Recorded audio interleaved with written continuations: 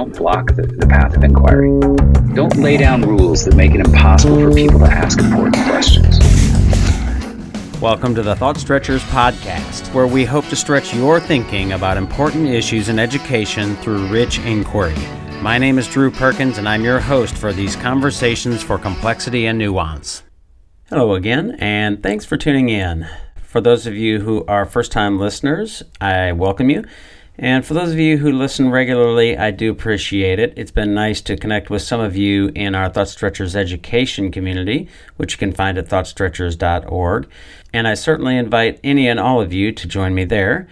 Speaking of our community, we have some events coming up there, including May 23rd. We'll be talking with Dr. Sheena Mason and Dr. Damon Harris, both of whom have been previous podcast guests. The topic of that discussion, and we hope you will join us and participate, is anti-racism in education, pondering the question, how should we think about race, racism, and anti-racism in education? And then on May 25th, we'll be talking with Kath Murdoch. The topic of that will be a journey through the landscape of inquiry with Kath Murdoch. And of course, our Thought Stretchers Education PBL Grow 24 Summer Conference, which we're holding in Louisville, Kentucky, June 24th through 26th, is open for registration. Space is filling up and time is running out for registration for that. So I do urge you to go to our website, which is wegrowteachers.com. You can find the registration information there. And of course, you can always email me with any questions at drew@thoughtstretchers.org. Speaking of project-based learning, we have a new workshop that I'd like to share, which is AI-powered PBL. And there's a blog piece that we have just published that goes along with it. That is 3 AI prompt strategies to support PBL design and planning. So if you're interested in project-based learning, we have lots of ways to help you learn, including those blog pieces, our workshops, both online and on-site. And we also have an online course called PBL On Demand. And we also have, of course, our PBL Grow 24 event. And of course, we offer workshops on inquiry, differentiated instruction, and a host of other pedagogical topics. So again, those websites are wegrowteachers.com and thoughtstretchers.org. Take a look, share, and let me know if you have any questions. In this episode, I spoke with David Hyerle, who is the creator of the Thinking Maps model. This work is highlighted at thinkingmaps.com, and we also talked about his 1988 book called Expand Your Thinking. Some of the topics that we touched on were the ideas of explicit cognitive development, which brought up the explicit and direct instruction versus more metacognitive and constructivist kinds of education that we talk about fairly often here on this podcast. He mentioned fundamental thinking processes, and we doubled back on that later in the conversation. I asked him about research and evidence, and we also talked about the ways in which thinking maps can be used in project-based learning, including some of the instructional moves that one might make to leverage the thinking maps. We talked about empathy and perspective taking and the ways in which thinking maps can foster that and social emotional learning, as well as the ways in which we might make some moves as teachers to foster autonomy in choosing which maps and the power of that. They also have a Thinking Maps learning community and a software solution where students can create their own maps, so that's worth checking out. As you'll hear at the end, the website is thinkingmaps.com, and he also has a Substack that you might want to check out. My apologies for the audio not being up to the usual quality. We had some issues that we didn't realize were happening until after the recording. So you'll hear a little bit of distortion on our voices, but hopefully that's not too distracting. There are also a couple dropouts where David's voice was lost for just a moment because of the internet connection, but again, I hope that's not too distracting. As always, I hope this conversation is helpful, and here is my conversation with David Hyerle. I am with David Hyerle, and we're going to talk about thinking maps and his work and how that fits into the context of project-based learning and some other things as well, I'm sure. But as I generally like to do, I want to welcome Dave to the podcast, give him an opportunity to say hello and introduce himself. I'm guessing many people are familiar with your work just as a concept, but I was not familiar with you and making the connection to thinking maps. So, yeah, give us a little background and fill in some gaps on some of those things of who you are and the work that you've done.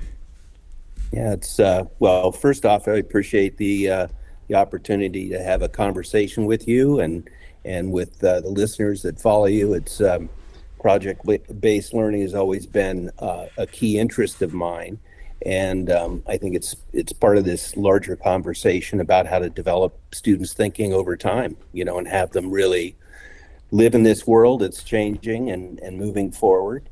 I mean, looking back, it's interesting that it was in the early '80s when I was teaching out in Oakland, California, that I was teaching in a predominantly African American community, very high poverty, very low test scores, and I was getting my teaching credential through the Bay Area writing project, and I came across mind mapping techniques, which were just starting to happen there, sort of pre-writing activities using visuals. And all of a sudden I started using these with my students, middle school kids, and wow, they just blossomed. Their ideas flowed off the page, and it seemed like a very, very big opening. And then simultaneous with that, I was really working on this program called Think. I was piloting it, and it was focused on the development of cognitive processes connected to everyday reading comprehension and mathematics. So it was really that combination very early on of connecting visuals with thinking processes that really got me going. So what was your educational experience? You're talking about getting your teaching certificate or being certified, and that process, and it sounds like maybe a bit of an alternative kind of path, and maybe I'm wrong about that, but what was your, even going back to your K-12, what was that like? I'm curious because I think sometimes that context can really help sort of give some perspective on how somebody thinks about teaching and learning. Yeah, I mean, there's an interesting backstory that I won't stretch out over a long time frame, but it really, I was born into this. My dad was born in 1929, and he in Berkeley, California, and he was selected randomly to be in this longitudinal study of human development through the Institute for Human Development that still exists at UC Berkeley. And what they did is they followed his development all the way through. So he was brought in every year, gone through a battery of tests from physical, social, emotional, cognitive abilities, the whole thing. And when I was born in 1955, which there you go, it ages me, I was put in the same study. It was a longitudinal study. So for 20 years, my first 20 years of life, I was studied, I was tested. It was actually a very positive experience.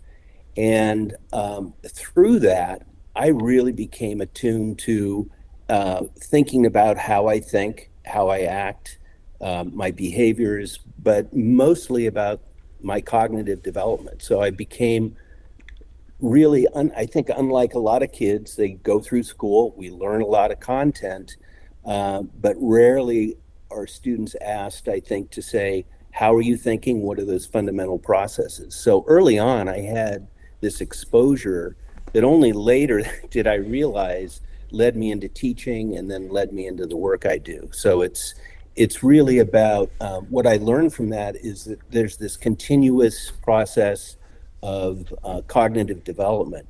And so the thinking maps and the work that was developed with colleagues over time is really focused on how do you do that explicitly? How do you facilitate cognitive development, sort of continuous cognitive development, but integrating that straight into everyday teaching and learning so that students come out really learner-centered thinking and thinkers, and how do they do that explicitly, not just through the content exposure. So that history sort of a profound effect on me. Maybe I'm more biased towards how do we really explicitly develop this, because I had that opportunity. Well, it's an interesting choice of words, perhaps, because explicit and explicit instruction, when I hear explicit, especially in lots of the conversations that I've been having and trying to explore some of the nuances and complexities of teaching and learning, there's a sort of direct and or explicit instruction, and technically those two things are a bit different. And on a spectrum, then you might put on the other end some sort of more constructivist inquiry kinds of approaches. And to hear somebody use explicit in the context of some things that say explicit cognitive development, and I'm assuming, but I'm curious how you think about it, that spectrum. How do you think about that spectrum of teaching and learning, and using direct instruction and or explicit instruction, and that balance with inquiry and those kinds of things as it relates to, I guess, student achievement, for lack of a better term? Yeah, I mean, I think that there's a whole range of teaching strategies and teaching approaches, and I think all of them, to a certain degree, are effective in the context of what we're trying to do. But I'm definitely my framework is around constructivism, and also developmentally, how do you create those experiences in the context and the classroom environment to make that all happen? So when I'm talking about and when we work with the thinking maps explicitly, it's basically conveying to students, here are these fundamental thinking processes, and we'll get into them a little bit. But I mean, we all sequence, we all group things together, we all look for causes and effects and make comparisons. And so it's almost just, when I say explicit, it's saying, well, just a minute, here are these fundamental human processes we all have, we're born with, and how do we facilitate those and make those explicit, and how do we find those in the content that's being taught, and in an interdisciplinary fashion. So sometimes there's sort of, I guess I could say there's a radical constructivism which says, okay, just create an environment for learning, but don't really facilitate on a day-to-day basis anything explicitly. So you can have that sort of radical, I guess, at one end of the pole. The other is the extreme lecture direct instruction. So I think there's a third way. I think, problem-based learning is one of those. The thinking maps, I think, link to that in a very profound way, in that, yes, you create that environment, but you're also developing these thinking processes, social emotional learning, so that learners come out of it saying, I understand this, I get it. I'm not just being directed to do X, Y, and Z. I'm actually a dynamic learner. I'm evolving. I've got a growth mindset. Those kind of things, but also explicitly saying, hey, here are these processes we all have. Let's name them, let's look for them, and look for patterns of thinking as well. Yeah, I would agree, and that's the point I've been making, of sort of how do you mash those things up of being explicit about what are the thinking processes, or what are the pieces of knowledge, or the math facts, or whatever it might be, but then the importance of coupling that with sort of deeper learning or transfer learning, and ways in which we might be more metacognitive, which I think the thinking maps are probably geared towards, if that's one way to characterize it. So the book in 1988 that you published, Expand Your Thinking, is interesting name, because we're thought stretchers, so we're stretching thinking, expanding, right? So certainly preaching to the choir a little bit here. But tell us a little bit about that book. You've got 8 types of maps, and obviously for both of us, we were alive in 1988, and it doesn't seem like that long ago, but it was a while ago. What has happened sort of since then? Yeah, absolutely. Well, I was given the opportunity to write a so-called program for middle school students using these fundamental thinking processes. They were identified by, linguists and psychologists, educational theorists, and it's part of the Piagetian framework and all that.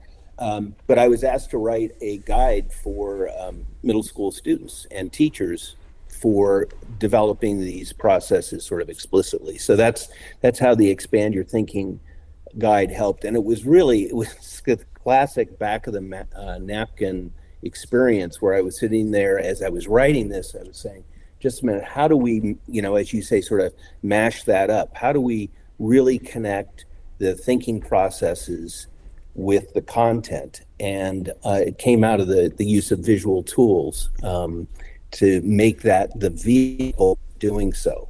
So, the 8 maps are the cognitive processes are really obvious, and even some of the maps themselves have been around forever. So the 8 maps, I'll just go through them quickly and maybe make these content connect. So one is the circle map for defining things in context. So it's concentric circles, and it's a lot of brainstorming and generative thinking.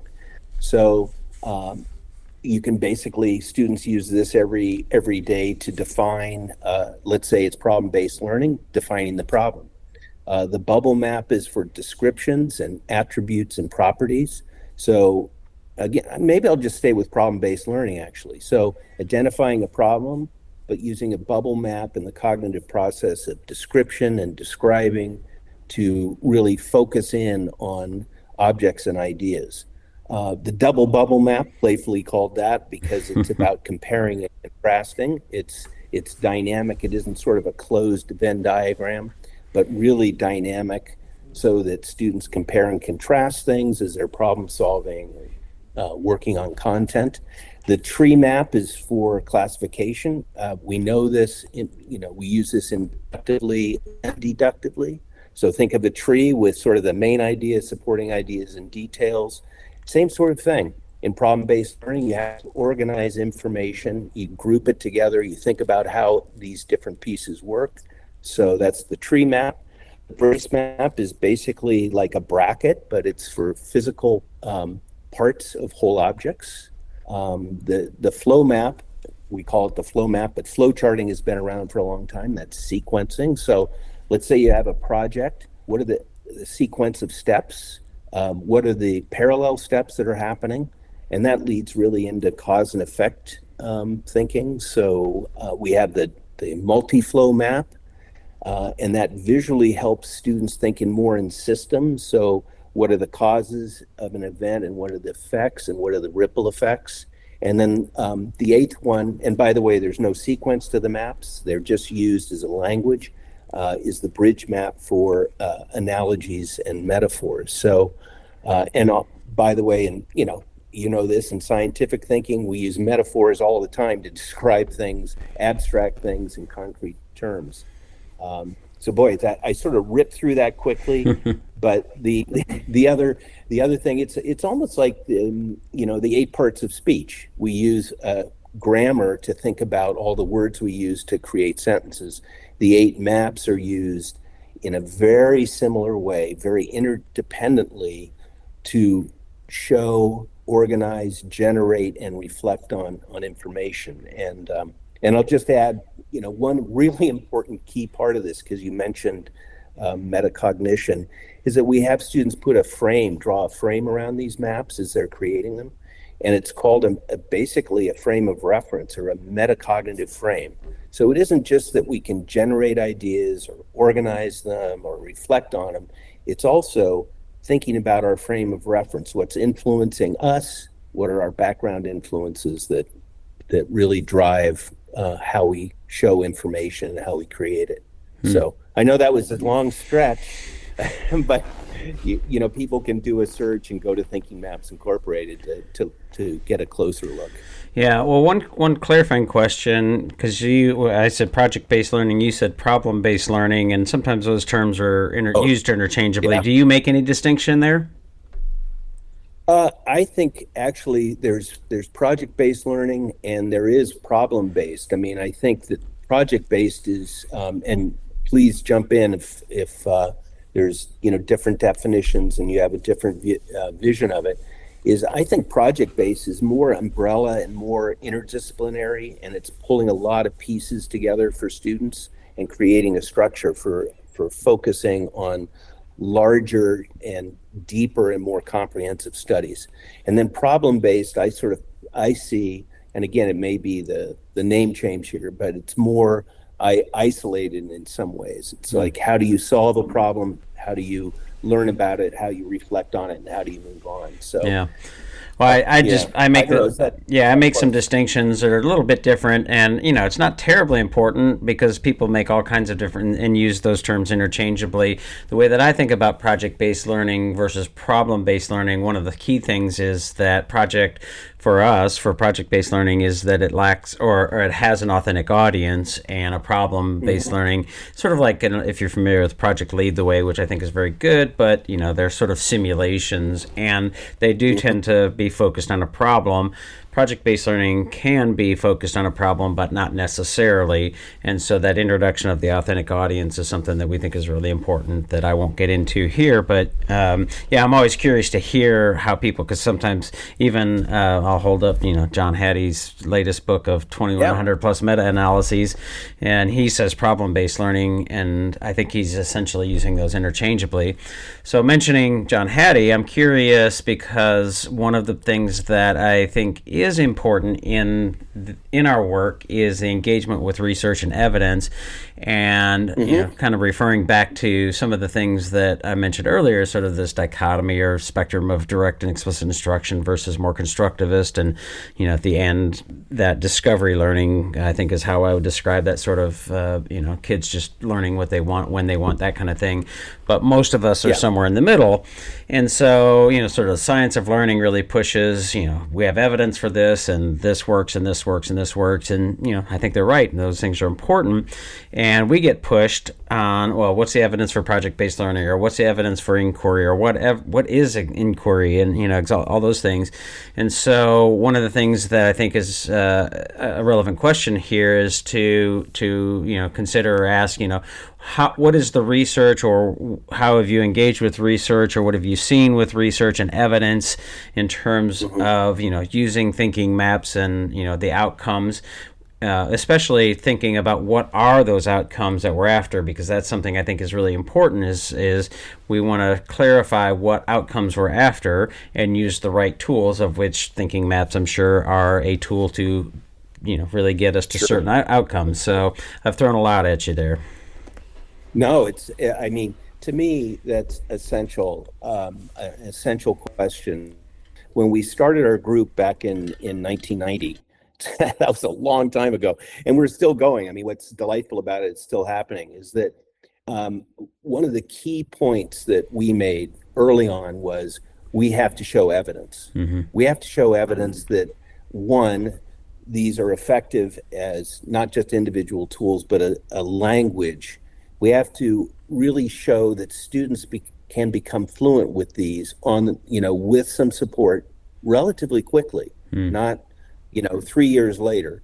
And then we have to really show effectiveness in the sense of the standards of the times. In the 80s and 90s, there was a real, I call it, it was basically called the thinking skills movement. It's what I call when thinking became popular. And then that sort of segued into the standards movement and a real focus on task force. So we've been able to capture all the way along case studies and basically publish the research. A couple of things I've done is edited 2 books, basically publishing the evidence. One called Student Successes with Thinking Maps, and that came out with Corwin Press in 2 editions. And I was very purposeful about having teachers in the field, leaders, basically put together case studies. So there are 18, 19 different chapters in that book. And we do this to today. If you go onto the Thinking Maps Incorporated website, you'll see the case studies, and those are regularly published. And it's teachers, principals, students, headmasters of private schools, the full range, that are stating unequivocally the effectiveness. You know, and I know it's tough to get the gold standard. We have pre-post testing over multiple years. But we do have, like, I think it's 7 or 8 different dissertations that have been published on thinking maps showing the effectiveness. And then the data, that is tough to come by because most of the time people want to do it in, okay, let's run a study, let's run it with maybe 100 students over 8 months. Our work really, I think it's like your work, doesn't happen overnight. You need a longitudinal study that really not only does the quantitative work and the qualitative work. I'm a bit in the weeds here, but I think that the recent case studies that are published, one with Lexington School for the Deaf out of New York City, another one with Cypress Elementary, Florida, and amazing work at Pace Brantley Elementary School. No, that's a first through 12th grade, focused on students with exceptional or special needs.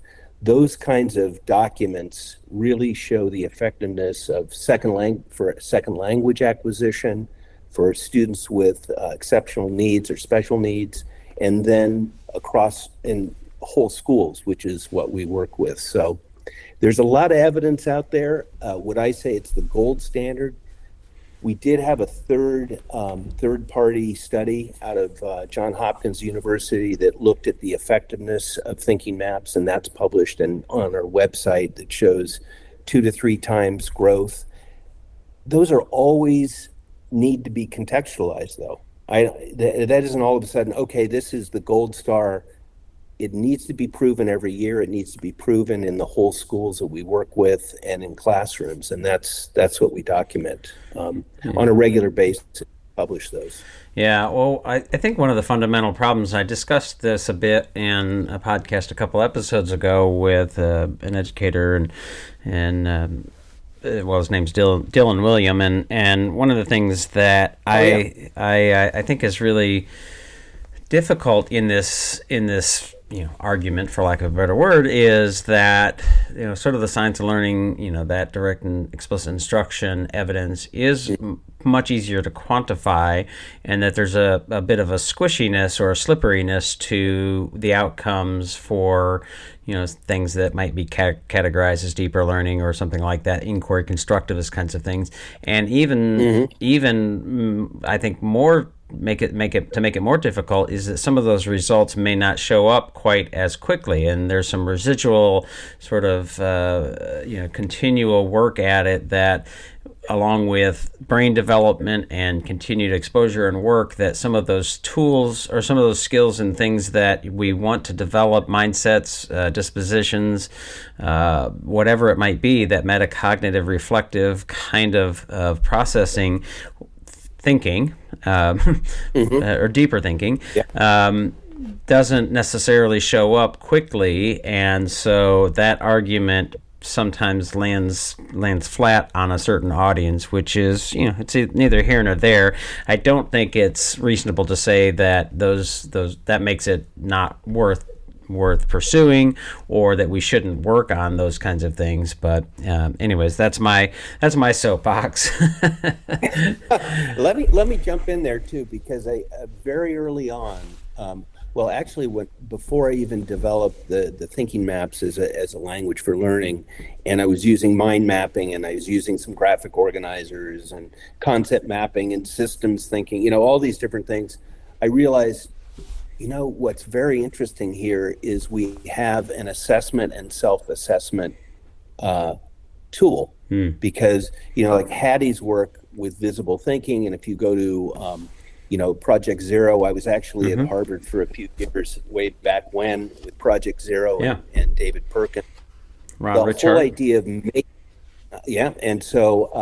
making thinking visible, often they're talking about where's the evidence. They're not saying visual tools per se or thinking maps per se. But what I recognized and what our group has recognized and what teachers see and principals is that when students start mapping their thinking out and have fundamental patterns that they can share and develop together, you have evidence of student work right there. It's immediate. You see it. And then you see it connected to writing, like we have a writing approach called Right from the Beginning, or for language acquisition we have an approach called path efficiency. Students in them truly visually showing their thinking patterns.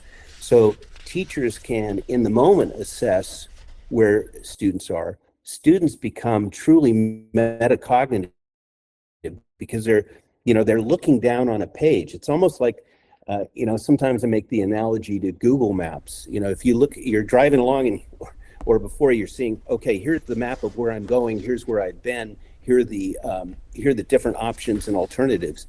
That's what students have with the thinking maps, which provides a profound, maybe profound is too too big of a word for it, but it provides an intimate view of how students are thinking, and teachers don't have to depend on the next quiz or a unit of study or a piece of writing that's not quite fully developed. They can see the thinking on the way to the product, or they can, with your work, they can see it integrated fully with project-based learning or problem-based.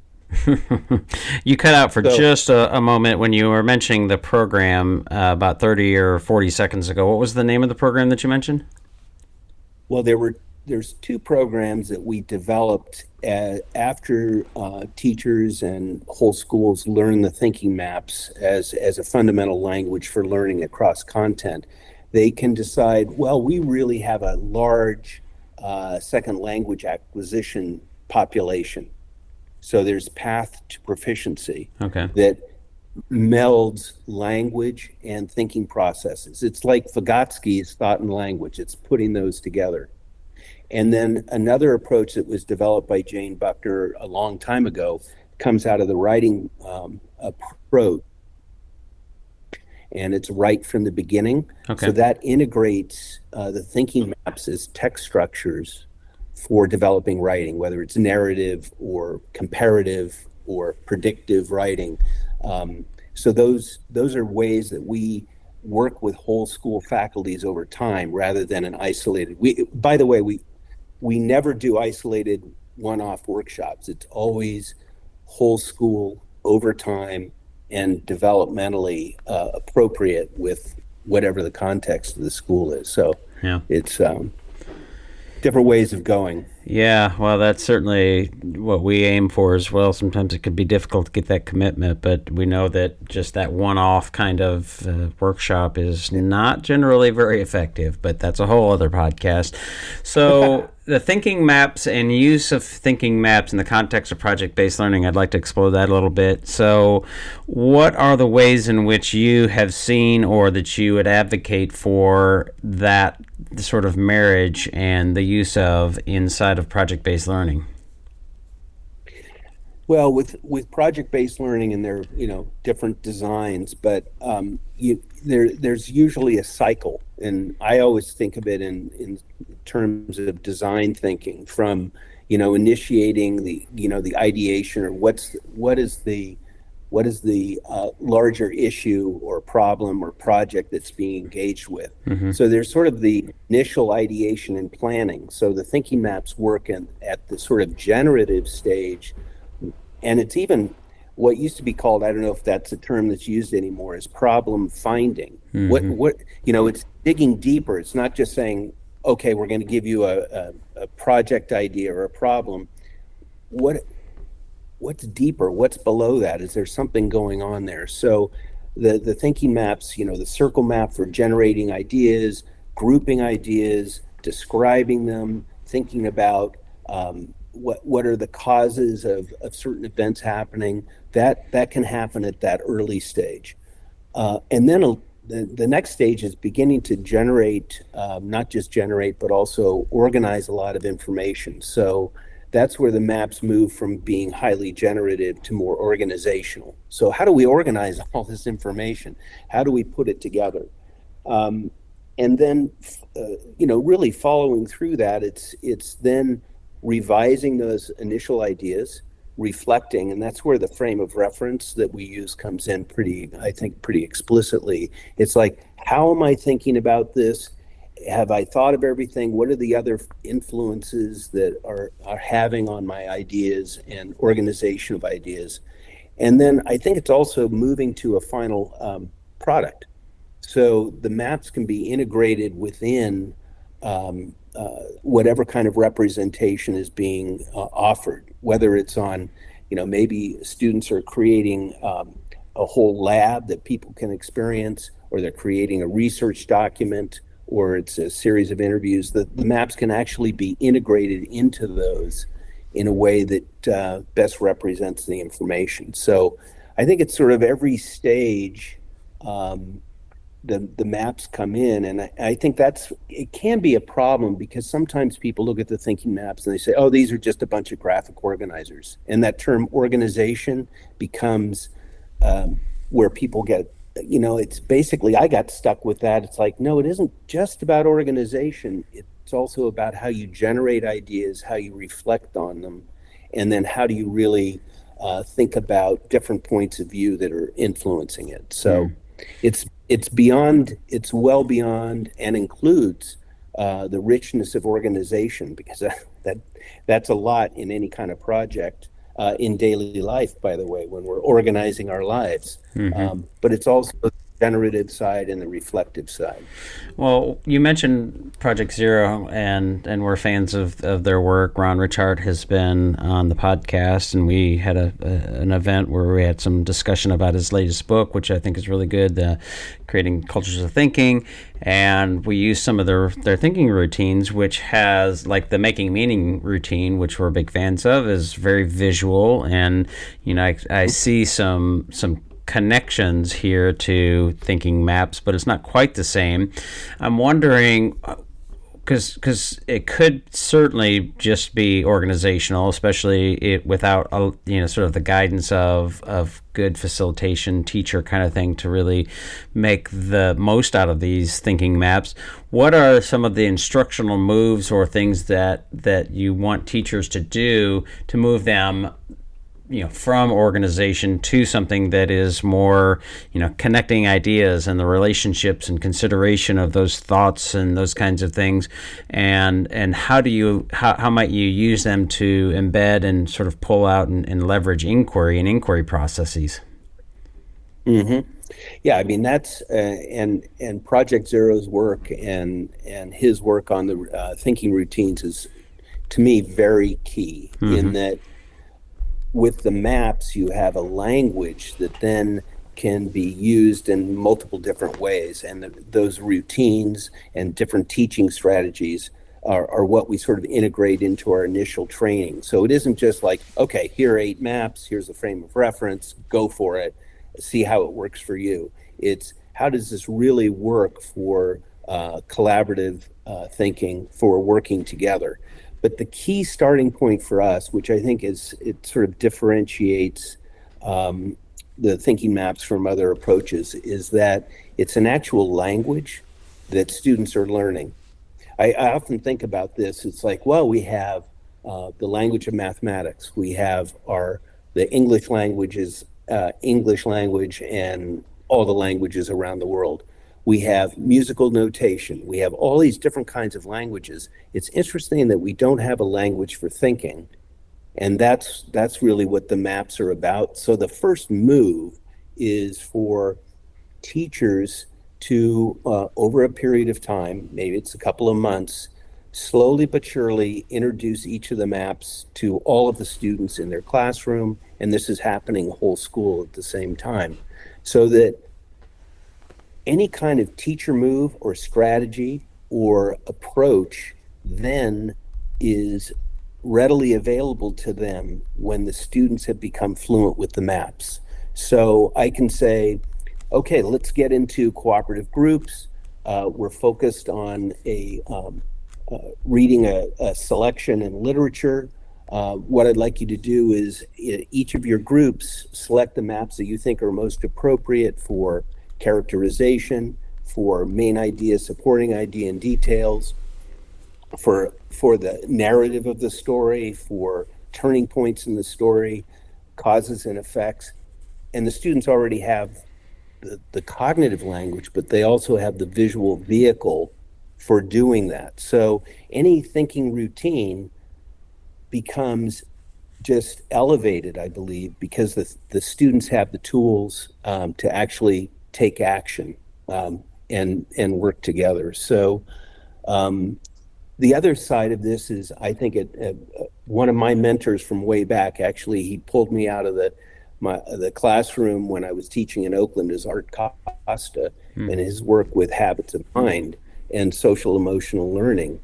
It also elevates the communication. So students are actually not only verbalizing their thinking, but they're visualizing it. And then you can see each other's thinking. You can integrate they can integrate their ideas together. So the full range of sort of thinking routines and constructivist teaching strategies fit into what we do, and we model that in our training. Our consultants are veteran, well-seasoned educators who know that range of teaching strategies. So it's how do the thinking maps support content learning specifically, and interdisciplinary learning, project-based learning, if you will, but also how do they really support social emotional learning, and how do they really get students to a place where they're lifelong learners, which is, in this day and age, probably the most important thing. Is how can we really help students deal with the social media landscape? So it's that's a long-winded way of saying, how do we bring in those thinking routines? Well, it starts with fluency with students thinking to begin with, the cognitive patterns that exist there, and then you can move from that. Well, so you mentioned social emotional learning and then social media, and of course that's in the news, or at least in the education space. It's really getting Jonathan Haidt's new book and Jean Twenge's book about generations, and Abigail Schreier's book about therapy and the ways in which kids are experiencing anxiety and some of those things. And certainly I think those are important. Of course, they've been integrated into the culture wars, as everything has been or is. We think that social emotional learning is important, but there are some ways that we have some, here we have some concerns about how that rolls out. I'm curious to hear more, if you can kind of expand your thoughts about ways in which I can see, I can certainly make the case for it, but I'd like to hear your elevator pitch for how these thinking maps can help with some of those social emotional learning pieces, and to the extent that you have more to say on social media and navigating that. Hey, there's a big question. Right. That sounds like another podcast. It's very interesting.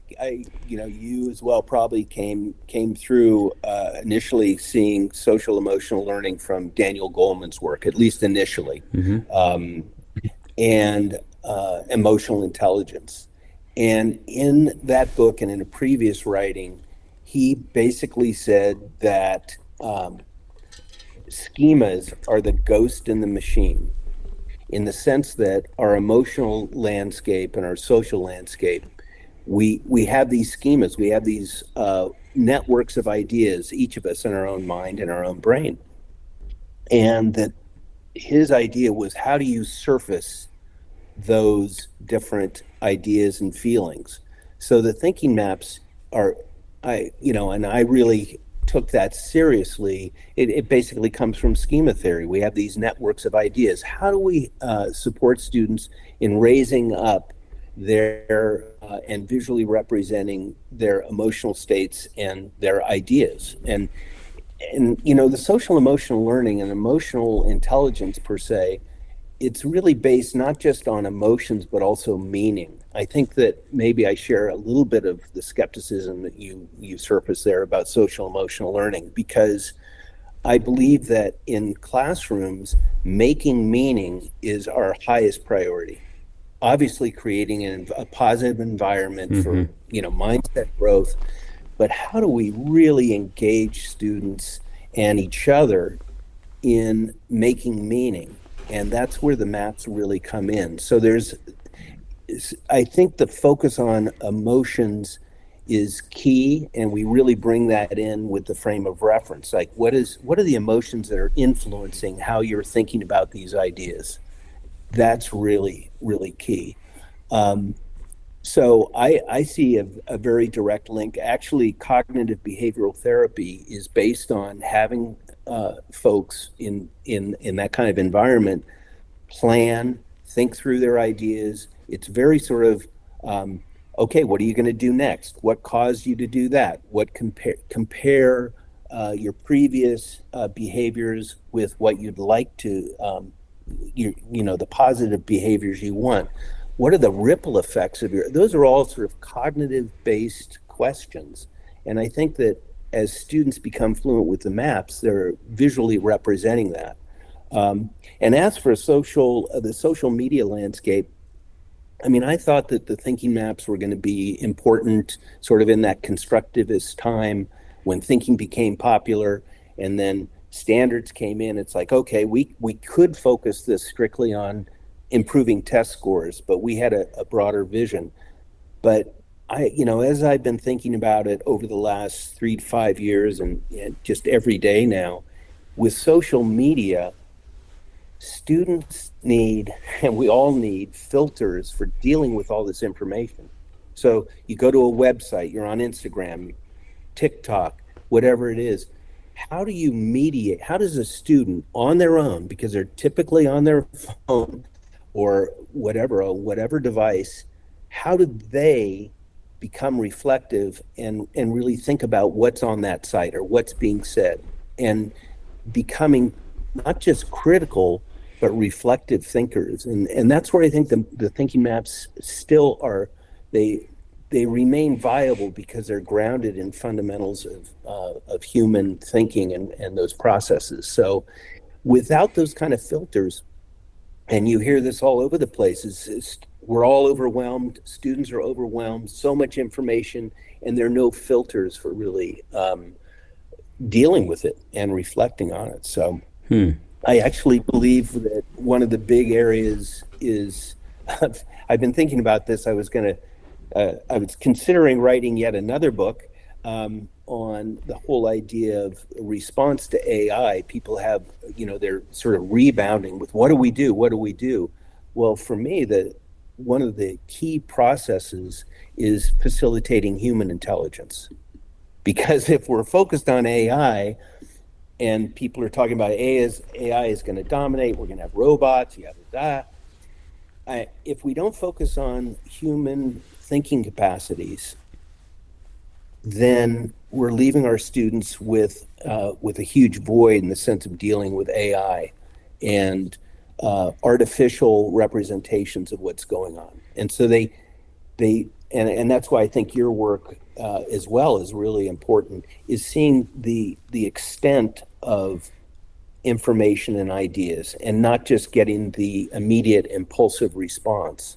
It's being able to think it through. But if you don't have the tools for that, or you've never had the experience of doing a major project and seeing all the implications and all the connections and the interdisciplinary links, it's a tough row. I think it's a really tough row for students. Yeah, well, it seems to me that thinking maps and tools similar to this are really just key and vital pieces in moving past just knowledge into something closer to, we might describe it as understanding. And you could say, well, we know what, things like, we know what COVID is, but we don't understand it, or at least, certainly at one point didn't. Mm-hmm. We know certain things, but we don't particularly understand it. So we've got to develop more understanding. And one thing that I think is, a piece of our work that we're developing and doing more of and would like to do more of is what we're calling objective pluralism. And it does relate to some of the culture war stuff, and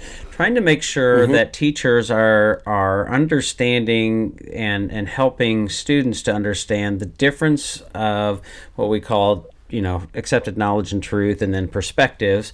And we want to look at and think about all of those or many different perspectives, and that can help us develop empathy for others. And getting back to social emotional learning, I mean, there's I could go in a number of different directions there. Mm-hmm. But I can imagine, I don't know, because I'm not familiar exactly with, you've got the 8 types of maps, and, is there a particular map that might be a really good tool, at doing something like that, saying, all right, so here's kind of what we accept as truth. The world is something like round and not flat, but there are different perspectives, and, maybe that's not the best example because there's probably just one other perspective, and I don't think anybody thinks it's triangular or something like that. Although people do think it's a computer program. We're in a simulation. Maybe that's a different perspective. But again, trying to make some distinctions, but also really bring in different kinds of perspectives, whether they be about the founding of the country or the role of civil rights, or you could go on. So, are there particular maps that might be really good at that kind of thing? Yeah, what I jump to is, again, they're the 8 maps, and those are sort of these fundamental cognitive processes for organizing, generating, reflecting on information. But around each of the maps, we offer students the frame of reference, and so you actually it's almost like a computer screen or your phone, your TV at home. Those are all frames. So we basically say to students, hey, we all each have our own frame of reference. We're getting this information from different places. What is influencing how you're organizing this information, how you're generating it, where you got these ideas from? So it also leads to an empathy, a place of empathy, where you have 30 kids in a classroom. They're all mapping out their ideas and putting that frame around it. And as they exchange and they show each other their visual representations of their thinking, they also have their frame around it, which means it's their own perception. So what happens is, it's, again, verbal is very, students communicating with each other verbally is really key. But when they visually see the complex of the thinking framed, we could don't want to go into politics now, but there's some very tight frames of reference now out in the world where there's almost a lot of duality. But actually, when those frames of reference are shown, if everybody showed their own frame of reference, hey, this is where I'm getting this idea. This is how I'm getting thinking. This is my experience. Then you develop not just the verbal back and forth, but a visual vehicle for reflecting on somebody else's frame of reference. So, one of the initial activity we developed for introducing the students to the maps is called My Story, which is actually, I borrowed that from the Bay Area Writing Project and their iSearch paper, which was basically having students use the maps to tell about their life story, but they also frame it. So who is influential to you? We could have that conversation in a longer one right now.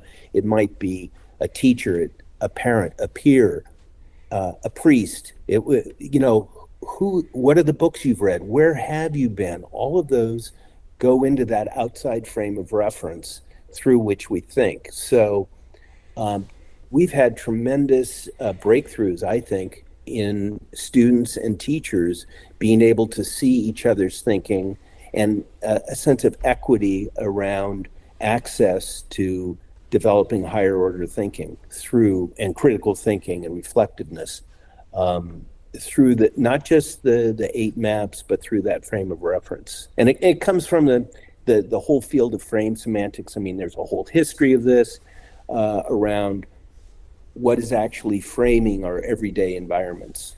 And to me, that has been a key really for the work. There's a focus on the 8 maps, but it's that frame of reference that to me is most influential in having students and teachers and all of us just open up to our own background, but to other people's points of view.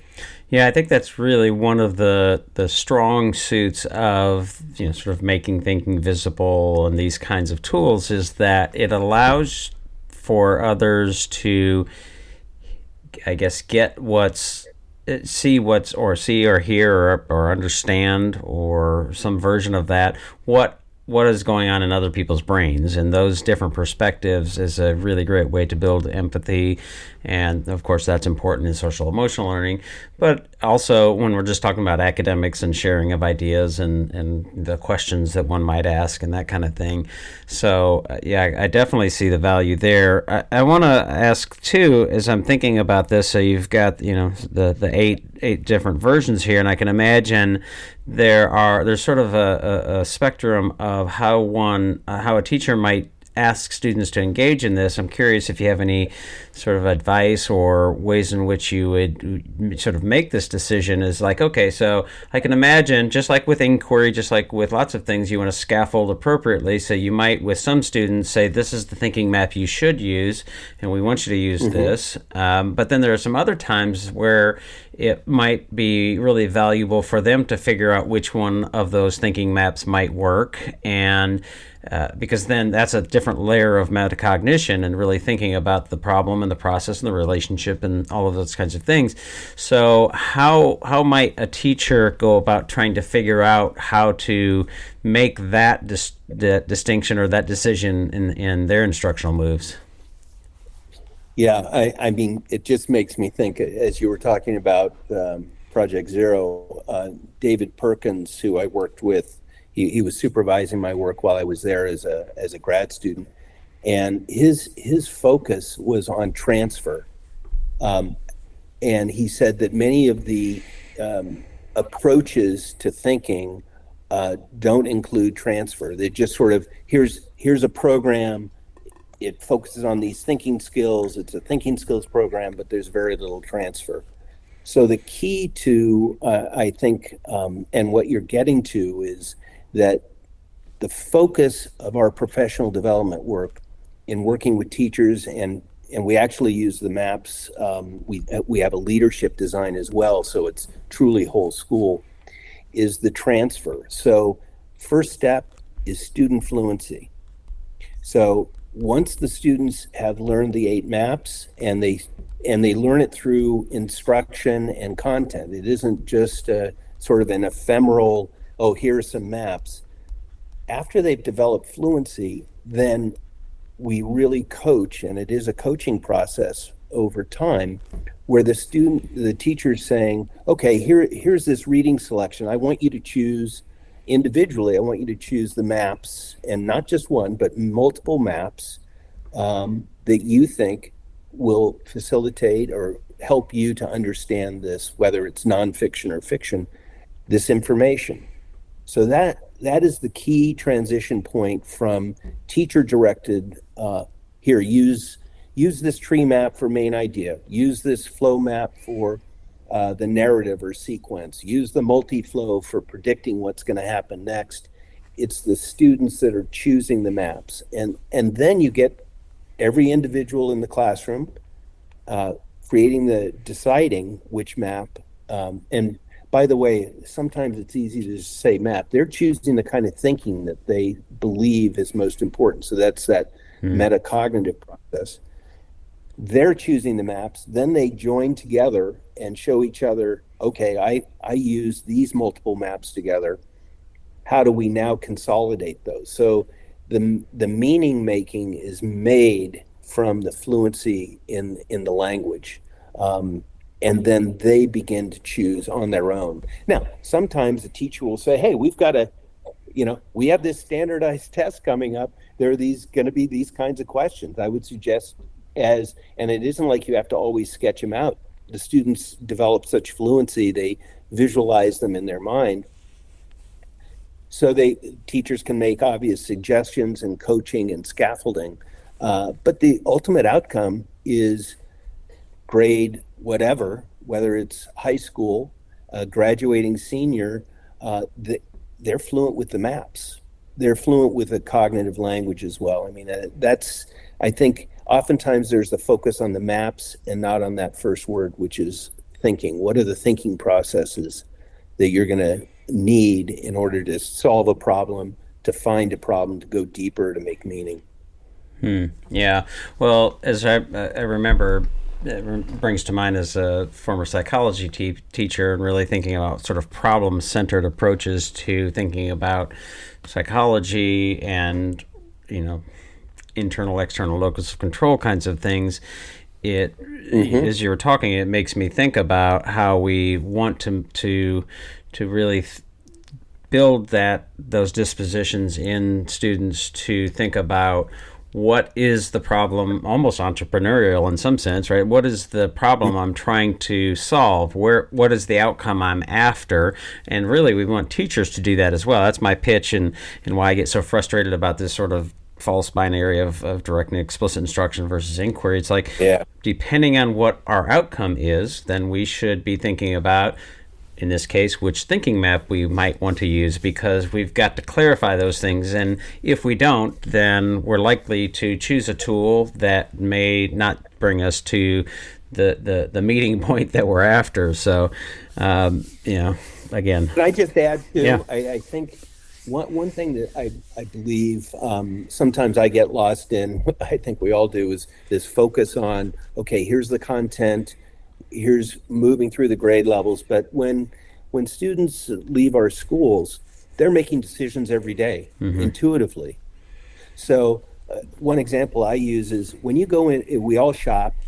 Now, a lot of times people, I guess, are ordering things and they're delivered full meals. But when you go into a market, you have to say, okay, what are the things I'm going to get? So defining what you're looking at different products. What are the qualities? How would you describe that? You're doing comparison shopping, right? You're categorized. A market, a grocery store is categorized, right? So you go down these aisles. There are all these categories of food. What are the parts of this? Product that you're buying? What are the ingredients? So you look at the box, or you look at whatever it is. Okay, what's the sequence through which I'm going to create a meal? What are the ingredients that I'm going to need?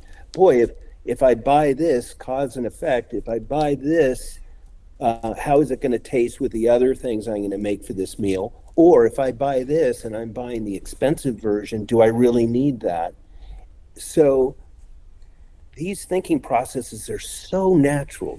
They happen every day intuitively. And I think, when we started, we were talking about the word explicit. It's basically, I think it's a matter of just raising to a level of truly metacognition on a day-to-day basis. How am I thinking about this? How am I thinking about this product? And we have a culture that is about a lot of people buying merchandise, and we buy things every single day, whether it's online or in a market or in a shop. We're also entrepreneurs, so we're creating new things all the time. So the way I look at it is these processes are so fundamental. I mean, they come from, your background in psychology. They're Piagetian, what Piaget called mental operations that we're born with. But over our lifetime, they become integrated and we orchestrate them together. But most of that happens unconsciously because we're so focused on content. So this is that point at which students say, oh, this is obvious. I use these processes every day. So it's the thinking behind the maps and the patterns, the visual patterns that support seeing complexity rather than isolated bits of information. Yeah, well, one last question, although I reserve the right to ask more if it spurs more.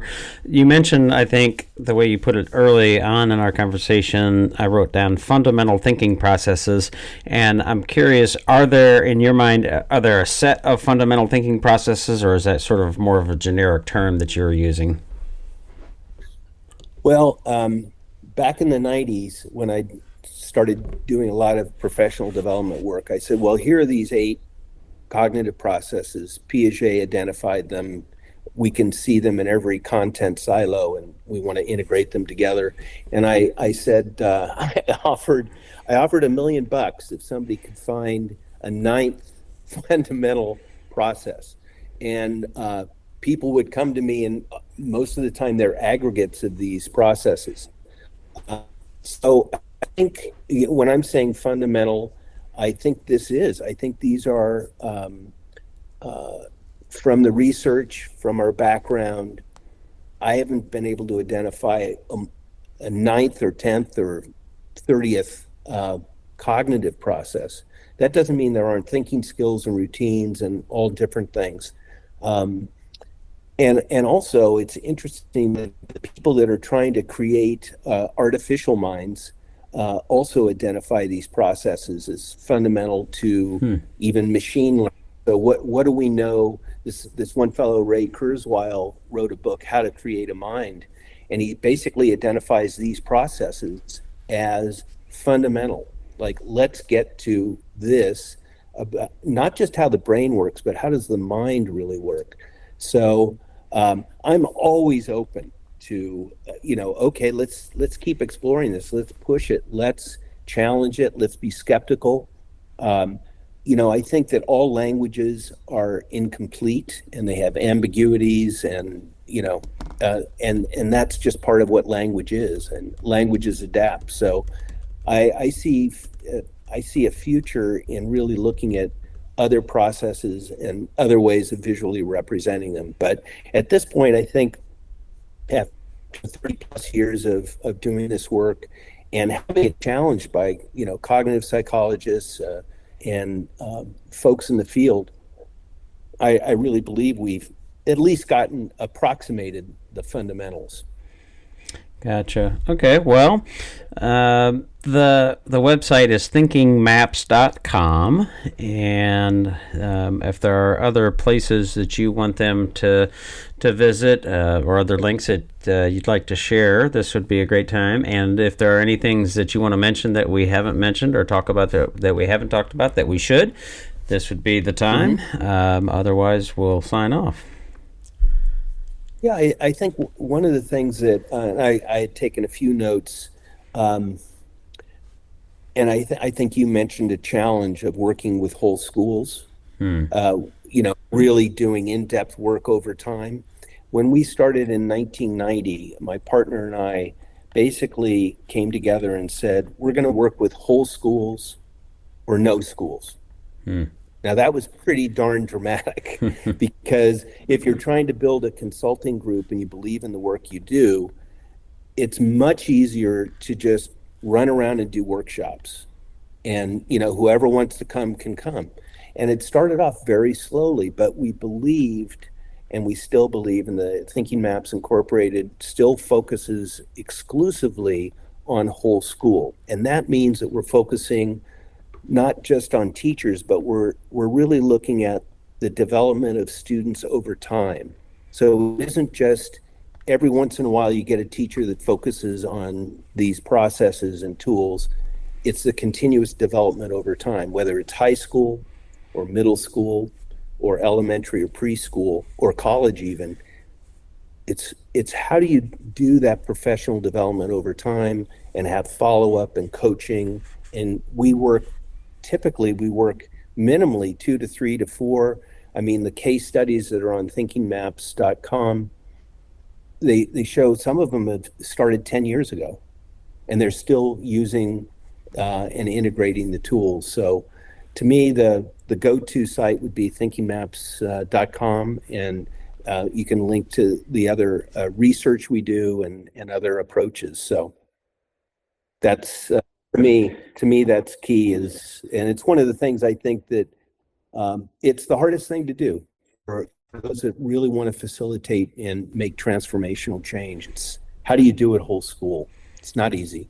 Yeah, and over time, because of the change in leadership and change in initiatives and change in funding, and it's a real challenge. So many random things out there. Exactly. Yeah. Any social media or anything else you want to share as far as links? I just started up a Substack weekly journal. So David Hyerle at Substack, and it's called Thinking in Maps. And it's focused primarily on thinking maps, but linking back to the work that others have done and that I find influential on the development of thinking processes and different approaches. So that's a go-to as well. Gotcha. Well, David, as always, hopefully, I hope these conversations are always helpful for educators. I do definitely appreciate the work and the time and the conversation. Likewise, it's enjoyable. A conversation like this is inspiring and helps me also and everybody else look forward, not back. What we need to do is spend enough time together that we can start to translate our ideas into each other's language and include one another in this community of inquiry. And that is the work of love.